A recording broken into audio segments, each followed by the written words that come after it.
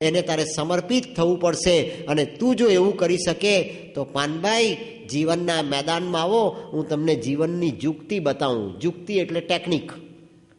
આ art of living છે. પાનભાઈની પાસે જે હતી ને તે આર્ટ ઓફ લિવિંગ છે. હું તને જીવનની જુક્તિ બતાવું. કેવી જુક્તિ?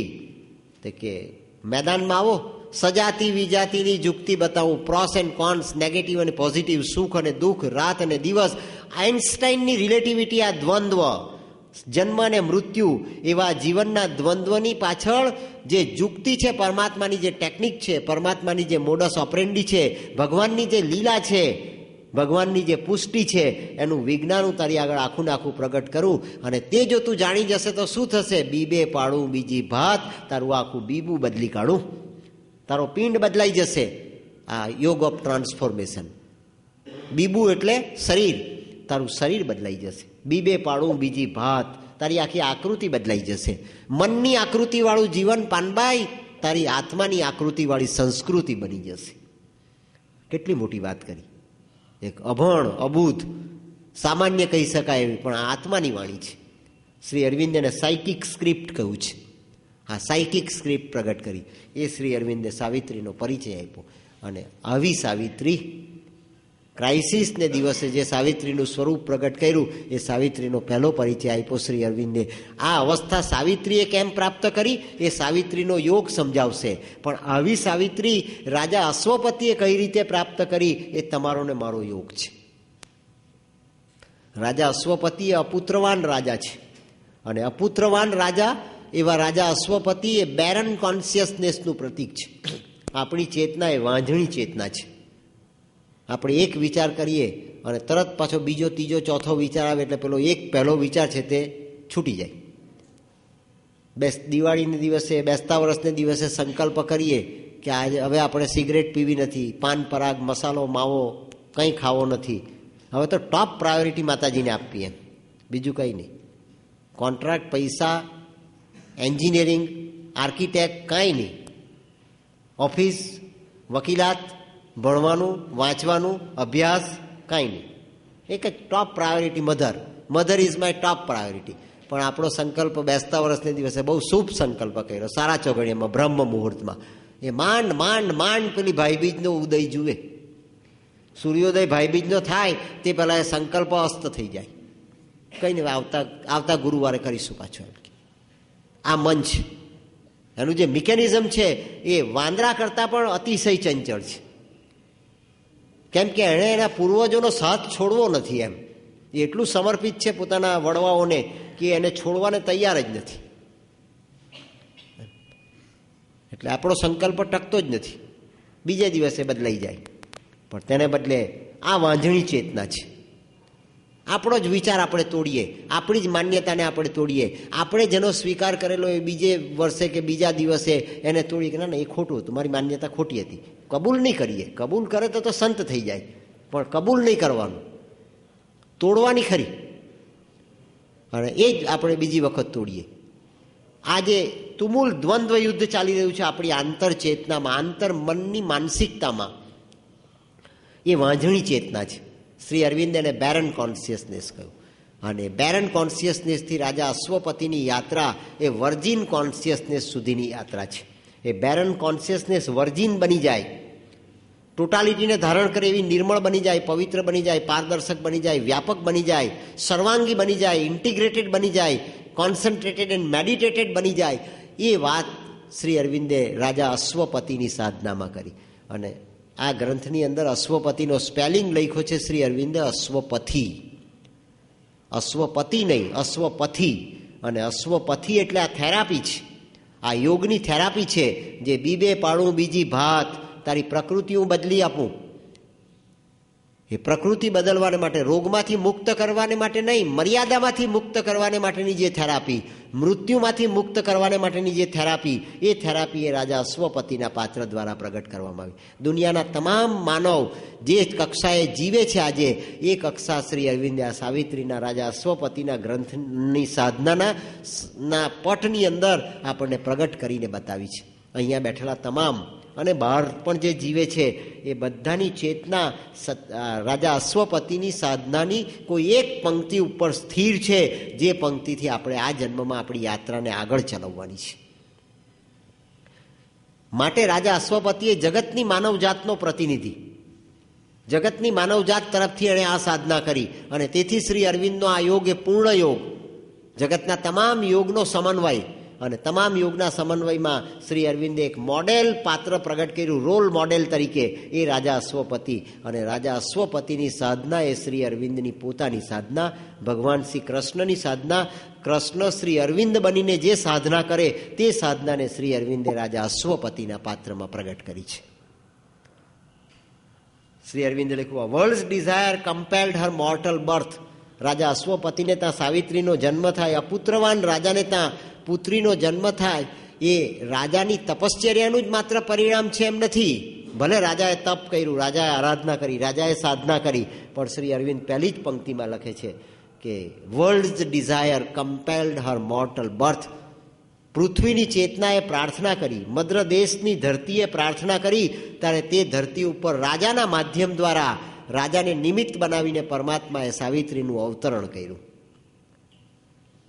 કોઈ સંત પેદા થાય, કોઈ સાધુ પેદા થાય, કોઈ વૈષ્ણવજન કોઈ કુટુંબમાં પેદા થાય, તો એ કુટુંબનું તો સદભાગ્ય છે જ, એના મા બાપનું સદભાગ્ય તો છે જ, પણ એ ગામનું, એ ધરતીનું, એ સમાજનું, એ માટીનું પણ સદભાગ્ય છે કે માટી ઉપર આવા મહામાનવ પેદા થયા. જૂનાગઢની ધરતીએ નરસિંહ મહેતાને પેદા કર્યા, એ જૂનાગઢની ધરતીનું સદભાગ્ય છે. કચ્છની ધરતીએ સતી તોરલને પેદા કરી, એ કચ્છની ધરતીનું સદભાગ્ય છે. મથુરાની કંસની જેલ, રાક્ષસોનો વિસ્તાર, રાક્ષસોનો પ્રદેશ, પણ દેવકીને ત્યાં કંસની જેલની અંદર કૃષ્ણ જન્મ્યા, એ કોટડીનું સદભાગ્ય છે, એ માટીનું સદભાગ્ય છે, એ ભૂમિની પવિત્રતા છે. અને માટે શ્રી અરવિંદ જન્મ્યા કલકત્તામાં, અને કર્મભૂમિ તરીકે એમણે વડોદરાની આ ધરતીને સ્વીકારી, અને આ જમીનનો ટુકડો કે જમીનના ટુકડા પર એ ફર્યા, આ જમીનના ટુકડા પર એણે પગલાં માંડ્યા, આ જમીનના ટુકડા ઉપર પરમાત્માએ એના સાધનનો સાધન તરીકે સ્વીકાર કરીને જે પણ રીતે કર્મ દ્વારા, જ્ઞાન દ્વારા, શબ્દ દ્વારા, વહીવટ દ્વારા, સંચાલન દ્વારા, સલાહ દ્વારા, સૂચના દ્વારા, ઇન્ટરપ્રિટેશન દ્વારા, ડ્રાફ્ટિંગ દ્વારા જે કંઈ પ્રયોગ કર્યો એ પરમાત્માની પોતાની કરેલી સાધના છે, ભગવાનની પોતાની કરેલી સાધના છે. માટે આ ભૂમિનો આ પ્રભાવ છે અને ભૂમિનું આ તપ છે. માટે આપણે સાવિત્રીનું આચમન કરી શકીએ છીએ.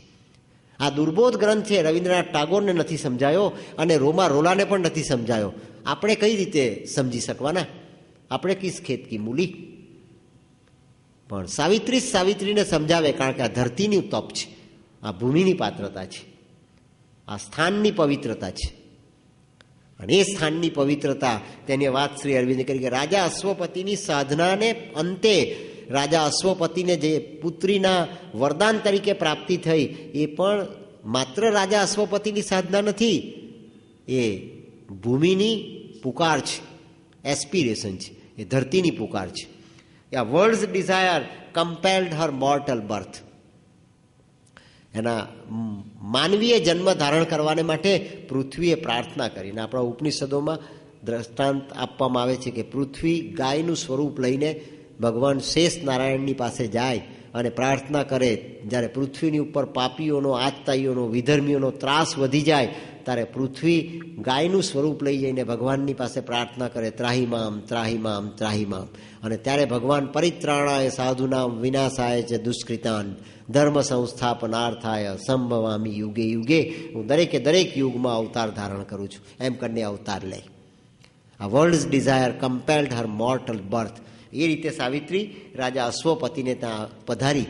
તો રાજા અશ્વપતિએ જે સાધના કરી, જે આપણી સાધના છે, બેરન કોન્શિયસનેસથી લઈને વર્જિન કોન્શિયસનેસને પ્રાપ્ત કરવાની, એ સાધના કઈ છે એનું વર્ણન પણ શ્રી અરવિંદે કર્યું છે. આ ચોથા ડાયમેન્શનની સાધના છે. 3 ડાયમેન્શનની રિયાલિટીમાં મુકાયેલા આપણે માત્ર મનનો વ્યાપ, મનની સ્થિતિ, મનની મર્યાદાનો અનુભવ કરીએ છીએ. મનનું શ્રેષ્ઠ સાધન તરીકે નિર્માણ કરવાને માટેની જે ચેલેન્જ છે અને જે એડવેન્ચર છે તે નથી કરતા, ત્યાં આપણને આ ઓપોર્ચ્યુનિટી મળતી નથી અને આપણે ચૂકી જઈએ છીએ. આ થેરાપી જો આપણા જીવનની ગતિ બની જાય, આ માર્ગ આપણા જીવનની યાત્રા બની જાય. તો શ્રી અરવિંદે 3 શબ્દ વાપરા છે રાજા અશ્વપતિના સાધનાના દોરાનમાં. એક શબ્દ છે પેસેન્જર, બીજો શબ્દ છે ટ્રાવેલર અને ત્રીજો શબ્દ છે પિલગ્રીમ, વોયેજર. પિલગ્રીમ અને વોયેજર. પિલગ્રીમ એટલે ઉપર જાય અને વોયેજર એટલે વ્યાપક બને. મેં આપને કહ્યું કે ઊંચાઈ પણ જવાનું અને વ્યાપ પણ વધારવાનો. આ ચોથું ડાયમેન્શન. ઊંચાઈ અને વ્યાપ એ બંને એક થઈ જાય એ ચોથું ડાયમેન્શન. 3 ડાયમેન્શન જ્યાં ઇન્ટિગ્રેટ થઈ જાય એ 4th ડાયમેન્શનની રિયાલિટી. અને એ વાત શ્રી અરવિંદે રાજા અશ્વપતિની આ સાધનામાં પ્રગટ કરી છે. પેસેન્જર, ટ્રાવેલર, પિલગ્રીમ અને વોયેજર. એ યાત્રાનો પ્રારંભ રાજા અશ્વપતિ એસ્પિરેશનથી કરે છે. શ્રી અરવિંદના યોગના 3 પ્રધાન લક્ષણ છે: એસ્પિરેશન, રિજેક્શન અને સરેન્ડર. અભિપ્સા, પરિત્યાગ અને સમર્પણ. પણ અભિપ્સા પૂરી થાય પછી પરિત્યાગ શરૂ થાય અને પરિત્યાગ પૂરો થાય પછી સમર્પણ શરૂ થાય એવું નહીં. એ 3 સાથે ચાલે, કારણ કે આ 3 ડાયમેન્શનલ રિયાલિટી છે. આપણે 3 ડાયમેન્શનમાં જીવીએ છીએ અને 3 ડાયમેન્શનની રિયાલિટીમાં જીવનાર માણસે 3 આયામો દ્વારા, ત્રિગુણાત્મક પ્રકૃતિ દ્વારા, સત્વ, રજસ અને તમસની પ્રકૃતિ દ્વારા આ પ્રયોગને સિદ્ધ કરવો પડે, આ પ્રયોગને ગતિ આપવી પડે અને આ પ્રયોગની અંદર પોતાની આખીને આખી જાતને ઢાળવી પડે ને ઉતારવી પડે. આ શ્રી અરવિંદના સિમ્બોલનો નીચેનો ત્રિકોણ છે જે અભિપ્સાથી ઉપર ઉઠે છે. સત્વ, રજસ અને તમસની આ પ્રકૃતિ એ ઉપર ઉઠે અને ઉપર ઉઠે ત્યારે 3 ડાયમેન્શનલ રિયાલિટી એસેન્ટને પામે અને એ એસેન્ટને પામે ત્યારે પરમાત્માની કૃપા સાવિત્રી તરીકે એના પર ડિસેન્ટ અને અવતરણ કરે. ત્યાં કૃપા અને આપણી પુકાર, કૃપા અને આપણી પ્રાર્થના, કૃપા અને આપણું ઉર્ધ્વગમન, કૃપા અને આપણી અભિપ્સા, કૃપા અને આપણી ત્વરિત ગતિ એ ઇન્ફિનિટ બની જાય અને ત્યાં આવતીકાલની રિલેટિવિટી ઇઝ ઇક્વલ ટુ ઇન્ફિનિટીનું નિર્માણ થાય. Consciousness is a 4th dimension of the aesthetic sense. અને મેં આપણે કહ્યું કે conscious 4th dimension is an emergence of invisible. જે દેખાતું નથી એનું પ્રગટ થઈ જવું એ 4થું ડાયમેન્શન છે. તો જે દેખાતું નથી એ આપણા પિંડમાં પ્રગટ થઈ જાય. આપણને તો લાગે છે કે આ તો પામર માટીનો પિંડ છે, નાનો સરખો ટુકડો છે, મરી જવાના, મૃત્યુ આવવાનું, એ સિવાય આ પિંડની કોઈ બીજી વાસ્તવિકતા નથી. તો રાજા અશ્વપતિ અભિપ્સા સેવી કે નહીં, હું વાંજ્યો રાજા, પુત્રવાન રાજા, નિસંતાન રાજા, પણ હું કંઈક એવો પ્રયત્ન કરું તો મારે ત્યાં પણ કોઈ પુત્ર પુત્રી અવતરે, મારી ચેતના એ બેરન કોન્શિયસનેસ મટીને વર્જિન કોન્શિયસનેસ બને. એવી વાંઝણી ચેતનાવાળો આ સમાય, વાંઝણી ચેતનાવાળું જગત એક જ સર્કિટમાં મૂવમેન્ટ કરે અને એક સર્કિટમાં સર્જનની સાથે વિસર્જન પણ કરી દે.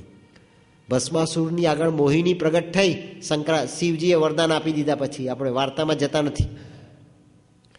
અને શિવજીના વરદાનને નિરર્થક કરવાને માટે શિવજીએ વરદાન આપ્યું ભસ્માસુરને, હું જેના માથા પર હાથ મૂકું એ વળીને ભસ્મીભૂત થઈ જાય. તથાસ્તુ.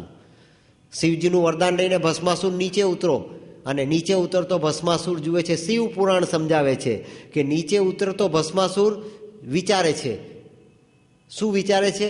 તે કે જે રાક્ષસ છે તેની ગતિ કાંઈ? તે કે રાક્ષસની ગતિ ઉપરથી નીચે અને શિવની ગતિ ક્યાં? તે કે નીચેથી ઉપર. આ શ્રી અરવિંદના 2 ત્રિકોણ છે. વાંઝણી ચેતનાની કઈ ગતિ? તે કે ઉપરથી નીચે. અને જે પરમાત્માની કઈ ગતિ? તે કે નીચેથી ઉપર જવાનું. અને ઉપર જાય છે. શિવજી ઉપર જાય અને ભસ્માસુર નીચે આવ્યો. નીચે આવ્યો એટલે એનું મન જાગૃત થયું. આપણે પણ નીચે જઈએ તો આપણું મન જાગૃત થાય. આપણે જો ઊંચાઈ પર રહીએ તો મનનો વ્યાપ આપણને અનુભવાય, મનની જાગૃતિનો આપણે સ્વીકાર ન બનીએ. નીચે આવ્યો એટલે એનું મન જાગૃત થયું એટલે એને આજુબાજુ જોવા માંડ્યું. શંકા પેદા થઈ. રાક્ષસી ચેતના નીચે આવે, રાક્ષસી ચેતનામાં શંકા પેદા થાય, રાક્ષસી ચેતના ચંચળ બની જાય અને રાક્ષસી ચેતનાને મોહ પેદા થાય. ભસ્માસુરે આજુબાજુ જોયું, કોઈ દેખાતું નથી. આ પ્રયોગ શિવજીનો કોની પર કરું? તો કે શિવજી જાય જ છે, હજુ ઉપર પહોંચ્યા નથી કૈલાસમાં, એટલે દેખાય છે. એટલે ભસ્માસુર દોડ્યો ભગવાન શિવજીની પાસે. અરે શિવજી, શિવજી, થોભો થોભો. ભગવાન શિવજી ભોળા એ ઊભા રહી ગયા કે એને કે બીજું વરદાન માગવું હશે. ભસ્માસુર દોડતો ઉપર સુધી પહોંચ્યો, પણ શિવજીના ચરણમાં પકડીને, એના પગ પકડીને એના ચરણમાં માથું મૂકી દે એટલી સ્પેસ બાકી રહી ગઈ. અને ભસ્માસુરે કહી દીધું કે ભગવાન, મારે તમારે માથે હાથ મૂકવો છે કે તમારું વરદાન સાર્થક છે કે કેમ, એનો મારે પ્રયોગ કરવો છે. મન ભગવાનનો પ્રયોગ કરે. તું જો ભગવાન છે તો હું કહું તે પ્રમાણે કર. તું મારો સ્વામી, તું મારો નોધારાનો આધાર, તું જગતનો સ્વામી પણ મારો વાણોતર. હું કહું તેમ જો તું કરે તો જ તું મારો ભગવાન. હું ઘંટડી વગાડું ને તું પ્રગટ થઈ જાય, હું ચાંદીની વાડકીમાં ખાંડ ધરી દઉં ને તું મને વરદાન આપી દે, તો મારો ભગવાન તું 100% સાચો. મારે તારા માથે હાથ મૂકવો છે. શિવજી કહે કે ભૂલ થઈ ગઈ. શિવજી જાય કૈલાસ તરફ દોડતા, અને કૈલાસ તો બચાવી ન શકે એટલે શિવજી પહોંચ્યા વિષ્ણુના ધામમાં, વૈકુંઠમાં. ભગવાને કીધું કે કંઈ નહીં, ચિંતા નહીં કરો, બહુ વર્ષો બાદ આવ્યા તમે મારે ત્યાં, આવું કરતા રહો ને અહીંયા આવતા રહો એટલે આપણને વરદાન મળે છે, નહીં તો નહીં મળે. આપણી લાયકાતથી નથી મળતા. ભગવાન આપણી લાયકાતથી પસંદ થતો નથી. તો ભગવાને કહેલું કે આવું કરતા રહો ને વૈકુંઠમાં આવતા રહો એટલે શિવજી પ્રસન્ન થઈ જાય. અભિષેક કરો એટલે પ્રસન્ન થઈ જાય. એકનાથની ઉપર બી પ્રસન્ન થઈ જાય. કોઈ સોમનાથ જાય તો તેની પર બી પ્રસન્ન થઈ જાય. કેમ તે કે તરત પ્રસન્ન થઈ જાય આપણી લાગ એ જોઈને. ભગવાને એમને કહ્યું હતું કે તમે આવું કરતા રહો અને કરો જે કંઈ કરવું હોય, ભસ્માસુર તો ભસ્માસુર, વરદાન આપતા રહો અને પછી મારે ત્યાં આવતા પણ, બાકીનું બધું હું સંભાળી દઈશ. એટલે વિષ્ણુ આવ્યા મોહિનીનું સ્વરૂપ લઈને, અને હિમાલયના બરફાચ્છાદિત પ્રદેશોમાં એણે નૃત્ય કરવાની શરૂઆત કરી મોહિનીએ. એટલે એણે મોહિનીને જોઈ. ભસ્માસુરે નીચે આવ્યો, શંકા પેદા થઈ. હવે મોહિનીને જોતા મોહિની પ્રત્યે મોહ પેદા થયો. આસુરી ચેતના કેવી તે કે નીચે ગતિ કરે, એને શંકા પણ પેદા થાય અને એને પાછો મોહ પણ પેદા થાય. અને મોહ પેદા થયો એટલે મોહિનીને પ્રસન્ન થવા કરવાને માટેનો નિર્ણય કર્યો. શિવજીને પ્રસન્ન કરવાની વાત બાજુ પર જતી રહી. હવે મોહિનીને પ્રસન્ન કરવાને માટેનું પ્રોગ્રામિંગ શરૂ થઈ ગયું. આપણે કરીએ જ છીએ. આ વાર્તા નથી, કથા નથી, આ આપણા મનની ગતિ છે, અને તે ભસ્માસુરની ગતિ છે. આ વાંઝણી ચેતના છે. સર્જન કરતાં કરતાં વિસર્જનને નોતરી બેસે. વિસર્જન સ્વીકારવું નથી, પણ અનાયાસે વિસર્જન એની પર આવી પડે પોતાની જ ભૂલને કારણે, એરર ઓફ જજમેન્ટ. અને મોહિની નૃત્ય કરે છે. નૃત્ય કરતાં કરતાં પગ કમર પર હાથ મૂકે છે, પગ પર હાથ મૂકે છે, હાથ ઊંચો કરે છે, નીચો કરે છે, બધું. અને પેલાએ વિચાર્યું કે મોહિનીને પ્રસન્ન કરવી હોય તો શું કરવું જોઈએ? તો કે મોહિની કરે એમ કરવું જોઈએ. અને મોહિની જેમ કરે તેમ કરીશ તો જ મોહિની પ્રસન્ન થશે. એટલે મોહિનીનું અનુકરણ કરવા માંડ્યો. તે કે આસુરી ચેતના શું કરે? નીચે ગતિ કરે, મોહ પેદા થાય, એ અનુકરણ કરે. એણે અનુકરણ કર્યું. મોહિનીને પ્રસન્ન કરવા માટે હું મોહિનીનું અનુકરણ કરીશ. આપણે પણ પતિ પત્નીનું અનુકરણ કરે ને પત્ની પતિનું અનુકરણ કરે, કેમ? બંને એકબીજા પર પ્રસન્ન થાય. પત્નીને અનુકૂળ થવાનો પતિ પ્રયત્ન કરે એનું અનુકરણ કરીને, અને પત્ની પતિને અનુકૂળ થવાનો પ્રયત્ન કરે એનું અનુકરણ કરે. પણ અનુકરણથી પ્રાપ્તિ થતી નથી, અનુકરણથી પસંદગી પણ થતી નથી, અને અનુકરણથી પ્રસન્નતા પણ પેદા થતી નથી. અનુશીલન કરવું પડે. પત્નીના સંકલ્પનું પતિ અનુશીલન કરે અને પતિના સંકલ્પનું પત્ની અનુશીલન કરે, ત્યારે પ્રસન્નતા પેદા થાય ને તે દાંપત્ય જીવન પ્રસન્ન દાંપત્ય જીવન બને. આપણે તો શોર્ટકટ સ્વીકાર્યો અનુકરણનો. મારા પતિને આવે ત્યારે આવ્યા પછી તરત ચા પીવા જોઈએ છે, એટલે કોલ બેલ વાગે તે પહેલાં ચા તૈયાર કરી દે કે ખુશ થઈ જશે. આ સંસાર છે, પણ તે સાધના છે. વાંઝણી ચેતના સંસારનું સર્જન કરે અને વર્જિન ચેતના એ સાધનાનું સર્જન કરે, તો સંસાર સાધના બને. ચેતનાની ઉત્ક્રાંતિ એ સાધનાને પેદા કરે. અને ભસ્માસુરે મોહિનીએ ધીમે ધીમે ધીમે ધીમે પોતાનો હાથ પોતાના માથે મૂક્યો. એને તો શિવજીનું વરદાન નહોતું, એટલે એણે પોતાનો હાથ નૃત્ય કરતાં કરતાં પોતાને માથે મૂકીને એણે નૃત્ય કરવા માંડ્યું. એટલે ભસ્માસુરે જોયું કે પગ પર હાથ મૂક્યો, કમર પર હાથ મૂક્યો, આગળ હાથ મૂક્યો, પાછળ હાથ મૂક્યો, હવે એણે તો માથે હાથ મૂક્યો. એટલે વિવેક ચૂકી ગયો, એ ભૂલી ગયો, એને વિસ્મૃતિ થઈ ગઈ. અને વિસ્મૃતિ થાય ત્યાં વિવેક ભ્રષ્ટ થાય, અને વિસ્મૃતિ થઈ એટલે વિવેક ભ્રષ્ટ થઈ ગયો, અને એણે પોતાનો હાથ પોતાને માથે મૂકી દીધો, અને ભસ્માસુર બળીને ભસ્મીભૂત થઈ ગયો. વિષ્ણુનું પણ કામ થઈ ગયું ને શિવજીનું પણ કામ થઈ ગયું. આ ભસ્માસુરની વાંઝણી ચેતના, આ બેરન કોન્શિયસનેસ જે સર્જન કરતાં કરતાં વિસર્જન કરે, આપણી બધાના મનની આ ગતિ છે. વિવેક ચૂકી જઈએ, વિસ્મૃતિ થઈ જાય, મોહ પેદા થાય, ગતિ આપણે નીચા ઉતરી જઈએ, આપણે આપણા સ્ટેટસનો, આપણી અવસ્થાનો, આપણી સ્થિતિનો, આપણી પસંદગીનો કોઈ ખ્યાલ નહીં રહે. આ બધું આપણા જીવનમાં બને એ નોન ક્રિએટિવ અને બેરન કોન્શિયસનેસની ગતિ છે. એવી રાજા અશ્વપતિએ વર્જિનિટી પ્રાપ્ત કરવાને માટે આ પેસેન્જરની યાત્રા શરૂ કરી. હું જાઉં તો ખરો, આ ટર્મિનસ સુધી મારે જવાનું છે અને ટર્મિનસ સુધી હું પહોંચું. ત્યાં શ્રી અરવિંદે લખ્યું કે હી સોલ, રાજા અશ્વપતિના આત્માનું પહેલાં શ્રી અરવિંદ આપણી આગળ નિર્દેશન કરે છે કે આ રાજા અશ્વપતિએ એના આત્મામાંથી અભિપ્સા પેદા કરી કે આ વાંઝણી ચેતનાને મારે વર્જિન બનાવવી છે, આ વાંઝણી ચેતનાને મારે વર્જિનિટી પ્રદાન કરવી છે, આ વાંઝણી ચેતનાને મારે એસેન્ટ આપતા આપતા એસ્પિરેશન, રિજેક્શન અને સરેન્ડરના માર્ગે મારે એને વર્જિન કોન્શિયસનેસ બનાવવી છે. ત્યાં રાજા અશ્વપતિએ પોતાના સાયકિકને, પોતાના આત્માને, પોતાના સોલને પામવાને માટેનો સૌથી પહેલા પ્રયાસ કર્યો. અને શ્રી અરવિંદ સમજાવે છે કે સોલ ઇઝ આ સુપ્રીમ રિયાલિટી. આત્મા એક સુપ્રીમ રિયાલિટી છે. સ્વામી વિવેકાનંદનો આત્મા 14 દિવસ સુધી શ્રી અરવિંદની સમક્ષ અલીપોરની જેલમાં પ્રગટ થયો.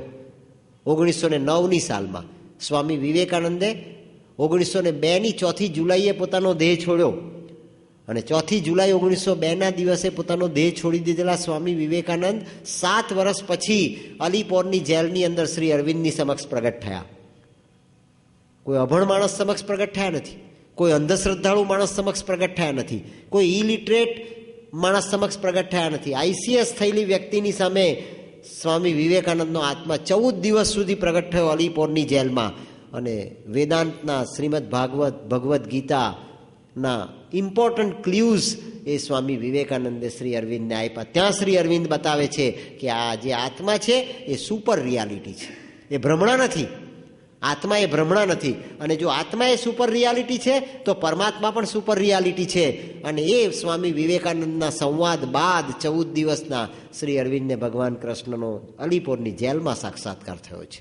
એ આત્મા રાજા અશ્વપતિ ઢૂંઢવાનો પ્રયાસ કરે છે, શોધવાનો પ્રયાસ કરે છે, એની સાથે સંપર્ક બનાવવાનો, એની સાથે સાન્નિધ્ય પેદા કરવાનો, જેને નરસિંહ મહેતાએ સાન્નિધ્ય મુક્તિ કહી એવી સાન્નિધ્યની અવસ્થા પ્રાપ્ત કરવાનો એ પ્રયાસ કરે છે. હિઝ સોલ lived as eternity's delegate. એનો આત્મા એ ઇટર્નિટીનો ડેલિગેટ છે, શાશ્વતીનો એ પાર્ષદ છે, પરમાત્માનો એ પ્રતિનિધિ છે.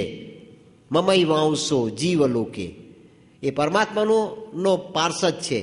અને તે આ માટીના પિંડની અંદર નીચે આવ્યો છે પોતાના સંકલ્પથી, પોતાની ઈચ્છાથી, પોતાની નિયતિને ચરિતાર્થ અને પરિપૂર્ણ કરવાને માટે. હિઝ માઇન્ડ, ત્યાં બીજી જ લીટીમાં શ્રી અરવિંદ સાવિત્રીના ગ્રંથની અંદર એ સોલની લાંબી વ્યાખ્યા નથી આપતા, હજુ તો ઘણું કહેશે આત્માને વિશે. પણ રાજા અશ્વપતિએ પોતાના આત્માની શોધ કરવાનો પ્રારંભ કર્યો સાચી નિષ્ઠાથી, સાચી ભાવનાથી, સાચા પરિશ્રમથી, સાચી અભિપ્સાથી, સાચી તિતિક્ષાથી અને ઉત્તુંગ અભિપ્સાથી, તીવ્રતમ એસ્પિરેશનથી.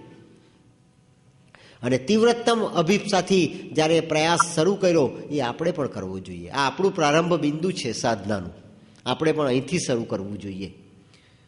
His mind was like a fire assailing heaven, his will a hunter in trails of light, an ocean impulse lifted every breath. મનનો આખો ક્ષીર સાગર એ આત્માના સંકલ્પથી આખો ને આખો ઊંચકાય છે. મનની ચેતના એ આખા ઇમ્પલ્સિવ ચેતના, ચંચળ ચેતના એ સ્થિર અને પારદર્શક થઈને આખી ઊંચકાય છે. એવો રાજા અશ્વપતિ પોતાની ચેતનામાં અનુભવ કરે છે. આત્માનું અનુસંધાન પ્રાપ્ત કરવાને માટે પ્રયાસ કરવો અને ગતિ કરવી એ પેસેન્જરનું પહેલું લક્ષણ. મુસાફરી કરવી હોય ત્યારે આપણે પહેલાં નિર્ણય તો કરવો પડે કે મારે મુંબઈ જવાનું છે. પણ મુંબઈ જતાં પહેલાં આપણે તો ટાઈમ છે નહીં, ઘરમાં બેઠા બેઠા સમય કેટલો બધો વ્યતીત થઈ ગયો, 2-5 મિનિટમાં સ્ટેશન પહોંચવાનું છે. ભાગતા દોડતા હાંફતા ફાંફતા સીધા સ્ટેશન પર પહોંચ્યા અને પહોંચીને ટ્રેનને ઊભેલી જોઈ. દરરોજ 4થા નંબરના પ્લેટફોર્મની ઉપર મુંબઈ જવાની ટ્રેન આવે છે એટલે સીધા તે ટ્રેનમાં બેસી ગયા કાંઈ પણ કર્યા વગર. કેમ કે આ ટ્રેન મુંબઈ જવાની જ છે. અને બેઠા સુપરફાસ્ટ 4થા નંબરના પ્લેટફોર્મ પરથી ઉપડી અને એણે ગતિ પ્રાપ્ત કરી દીધી. એટલે આપણે તો પેસેન્જર છીએ, બેસી ગયા, આપણી યાત્રા શરૂ થઈ ગઈ. 100% યાત્રા શરૂ થઈ ગઈ. રોજ ખાઈએ છીએ, પીએ છીએ, ઊંઘીએ છીએ, જાગીએ છીએ, લડીએ છીએ, ઝઘડીએ છીએ, પ્રેમ કરીએ છીએ, લોકોને મદદ કરીએ છીએ, સેવા કરીએ છીએ, સત્તા મેળવીએ છીએ, સંપત્તિ મેળવીએ છીએ, બેંક બેલેન્સ વધારીએ છીએ. આપણી યાત્રા તો 100% શરૂ થઈ. પૂછ્યું આજુબાજુવાળાને કે ભાઈ આ બોમ્બે જ જવાની ને? તો કે ના, રાતનો ટાઈમ હતો 1 વાગ્યાનો. જોઈ તો શું જોઈ, બહાર અંધારું ઘોર. એટલે બાજુવાળાને પૂછ્યું કે ક્યાં જવાની ટ્રેન? તો કે આ તો અમદાવાદ જાય છે. અરે રે, મારે જવું તું બોમ્બે ને હું અમદાવાદની ટ્રેનમાં બેસી ગયો. આપણને જીવનમાં અનેક વખત એવું થાય કે જવું તું બોમ્બે અને બેસી જવાયું અમદાવાદની ટ્રેનમાં. એટલે ધીરે રહીને પછી ફેરવવાનો પ્રયાસ કરીએ. સત્ય સાંઈ બાબા, શેરડીવાળા સાંઈ બાબા, વળી કોઈ બીજા બાબા, કોઈ ત્રીજા બાબા, અને કોઈ બાબા નહીં મળે તો આ લિવિંગ ગોડ બધા જે ટીવી પર આવે છે, પરમ પૂજ્ય ધર્મ ધુરંધર મહામંડેશ્વર 1008, એમાંના કોઈને પસંદ કરી લો. કંઈક તો કરો, ખોટું તો થઈ ગયું પણ હવે તો કંઈક કરો. એટલે આપણે દોડ્યા આફડા ફાફડા થઈને. ઉતરાતું પણ નથી ને આગળ જવાતું પણ નથી. એવું કંઈ થઈ જાય ને કોઈ ટ્રેનને ઊભી કરી દે, ગાર્ડને સદબુદ્ધિ આવે અને ટ્રેન અધવચ્ચે ઊભી થઈ જાય તો હું ઉતરી જાઉં, એવી તીવ્ર તારાવેલી થવા માંડી.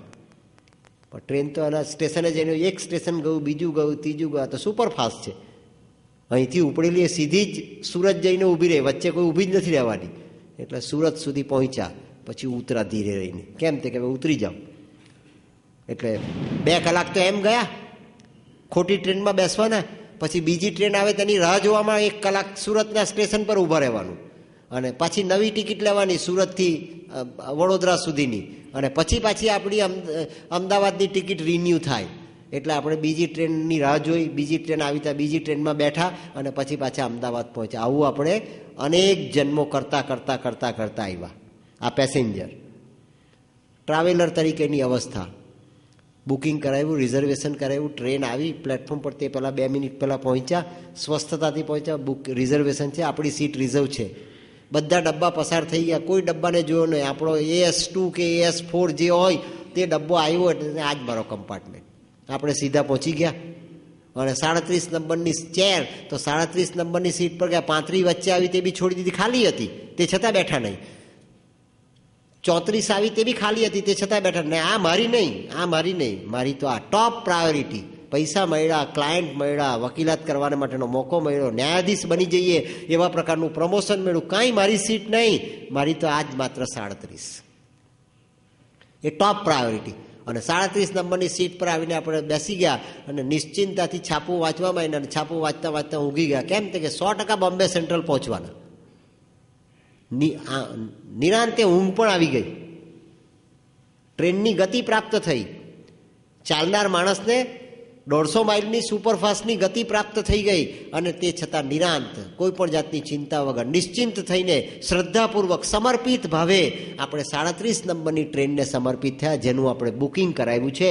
આ જન્મમાં જે ગુરુને આપણે સમર્પિત થયા તેનું આપણા આત્માએ જન્મ પહેલાં બુકિંગ કરાવેલું છે, તો જ આપણને ટ્રાવેલરની અવસ્થા પ્રાપ્ત થાય. અને એ અવસ્થા આપણને મળી ગઈ. બેઠા, પહોંચી ગયા. આજ દિન સુધી જગતના કોઈ પણ પેસેન્જરે કે ટ્રાવેલરે રેલવે એન્જિનના ડ્રાઈવરને પૂછ્યું નથી કે દીકરા, તને આ ટ્રેન ચલાવતા આવડે છે? તારી પાસે લાયસન્સ છે? તારી પાસે ક્વોલિફિકેશન છે? તું આ બરોબર મુંબઈ સેન્ટ્રલ લગી પહોંચાડવાનો છે કે અધવચ્ચે ઉતારવાનો છે?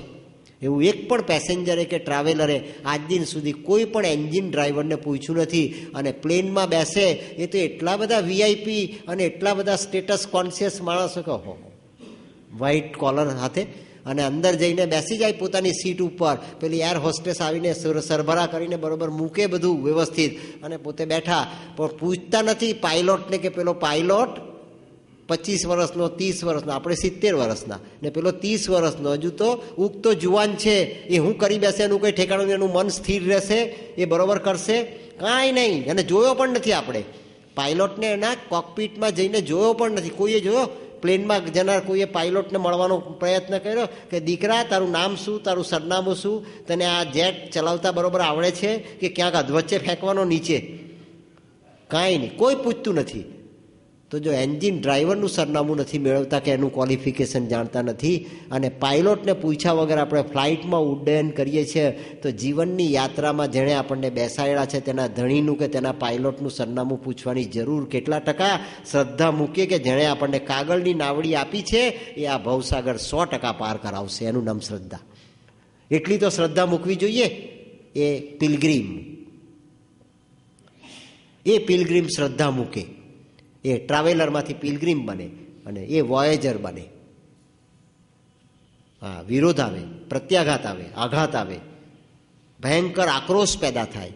કોલંબસે સ્પેનનો નૌકા કાફલો લઈને સ્પેનથી હિન્દુસ્તાનની શોધ કરવાને માટે અને નીકળેલો કોલંબસ મધ દરિયા આવ્યો ત્યારે એના ખલાસીઓએ બળવો પોકાર્યો કે હવે અમારે આગળ જવું જ નથી, અમારું કુટુંબ છે, અમારા પરિવાર છે, અમારા ઘર છે, આટલા દિવસ થયા તને હિન્દુસ્તાન મળ્યો નથી તો હવે કયા જન્મે મળવાનું? તું તારી મેં વાણ પાછા વાળ, અને જો તું પાછા નહીં વાળશે તો અમે તને ઉચકીને દરિયામાં ફેંકી દઈશું અને અમે વાણ લઈને પાછા સ્પેન પહોંચી જઈશું, પણ અમારે